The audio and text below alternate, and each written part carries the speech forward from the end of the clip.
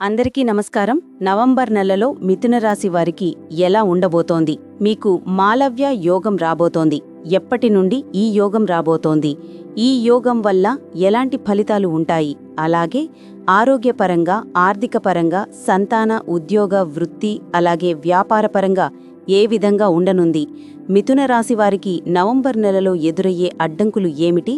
వాటిని అధిగమించి విజయం పొందడానికి ఎలాంటి పరిహారాలు పాటించాలి అనేది ప్రత్యేకంగా ఈ వీడియోలో తెలుసుకోబోతున్నాం.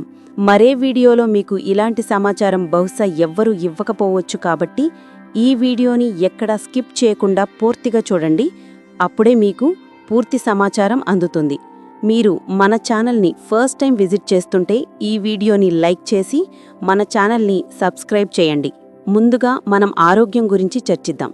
ఆరోగ్యం యొక్క స్వాములైన అంగారకుడు మరియు బుధుడు 6వ ఇంట్లో, 6వ ఇల్లు రోగం, రుణం మరియు శత్రుత్వానికి సంబంధించినది. కాబట్టి నవంబర్ 1 నుండి 9 వరకు మీరు కొద్దిగా ఈఎన్టీ, చెవి, ముక్కు, గొంతు సమస్యలు, కడుపు సమస్యలతో బాధపడతారు. మీరు బ్యాంక్ చుట్టూ తిరగాల్సి రావచ్చు. ఆన్లైన్లో ఏదైనా గందరగోళం కారణంగా మీరు బ్యాంక్ చుట్టూ తిరగాల్సి రావచ్చు. మీరు కొద్దిగా ప్రభుత్వ కార్యాలయాల చుట్టూ తిరగాల్సి రావచ్చు. అంటే నవంబర్ 1 నుండి 9 వరకు మీరు మానసికంగా ఇబ్బంది పడతారు.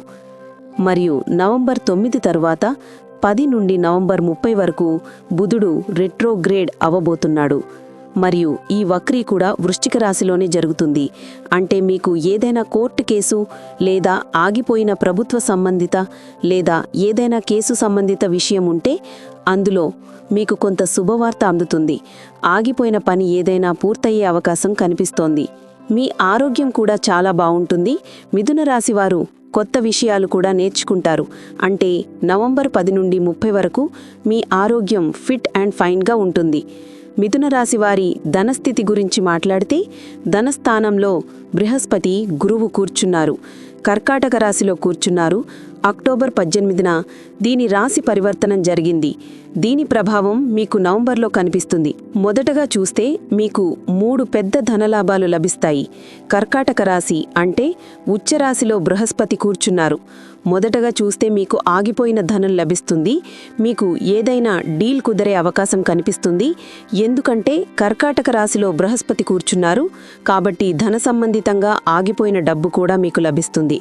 అకస్మాత్తుగా ఏదైనా ధనలాభం కూడా మిథున రాశి వారికి లభించే అవకాశం కనిపిస్తోంది. మొత్తం మీద నవంబర్ 1 నుండి 30 వరకు మీ ధనానికి చాలా మంచిగా ఉంటుంది. బృహస్పతి ధనానికి కారకుడు, పెట్టుబడులకు కారకుడు. కాబట్టి మీరు చేసిన పెట్టుబడులలో కూడా మీకు చాలా మంచి రాబడి లభిస్తుంది. మొత్తం మీద ధన పరిస్థితి చాలా బాగుంది. మీ కుటుంబ రంగం గురించి మాట్లాడితే కుటుంబ రంగంలో శుక్రుడు కూర్చున్నారు. అంటే నవంబర్ 2 వరకు కూర్చున్నారు. 2వ తేదీ తర్వాత ఇది మాలవ్య యోగాన్ని సృష్టిస్తుంది.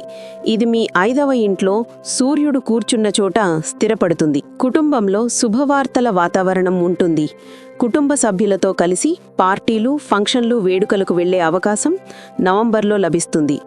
కుటుంబంలో ఆగిపోయిన వివాహం, కెరియర్ లేదా సంతానానికి సంబంధించిన ఏమైనా పని కుటుంబ సభ్యులకు ఆగిపోయి ఉంటే అది కూడా జరుగుతుంది.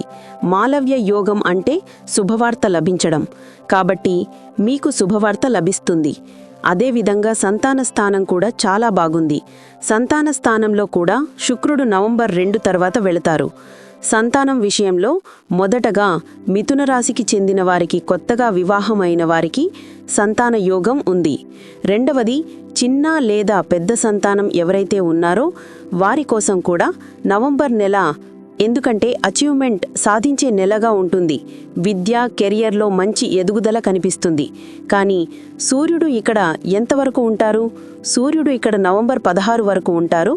కాబట్టి చిన్న లేదా పెద్ద సంతానానికి కొద్దిగా ఈఎన్టీ సమస్యలు, అంటే వైరల్ సమస్యలు, తేలికపాటి జ్వరం సమస్యలు ఉండవచ్చు. ఇప్పుడు మనం విద్యార్థుల గురించి మాట్లాడుకుందాం.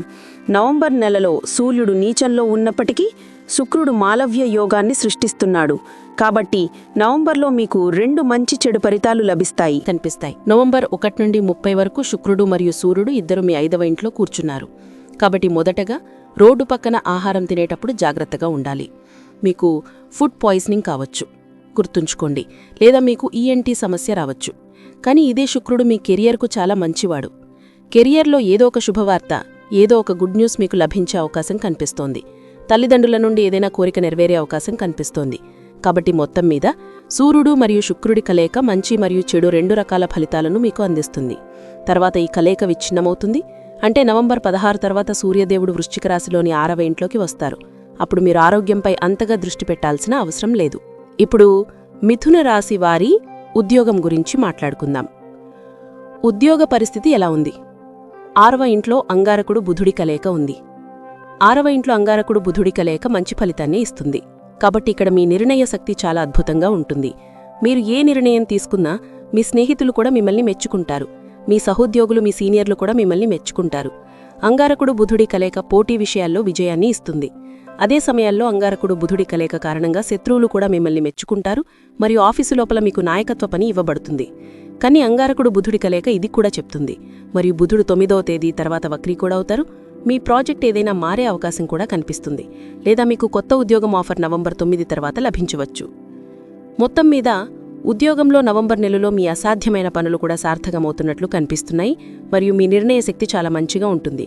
అంగారకుడి కారణంగా మీరు తీసుకునే నిర్ణయాలు చాలా మంచిగా ఉండబోతున్నాయి. ఇప్పుడు మిథున రాశి వారి దాంపత్య జీవితం గురించి మాట్లాడితే, దాంపత్య జీవితానికి స్వామి గురువు. మరియు గురువు ధనస్థానంలో కూర్చున్నారు.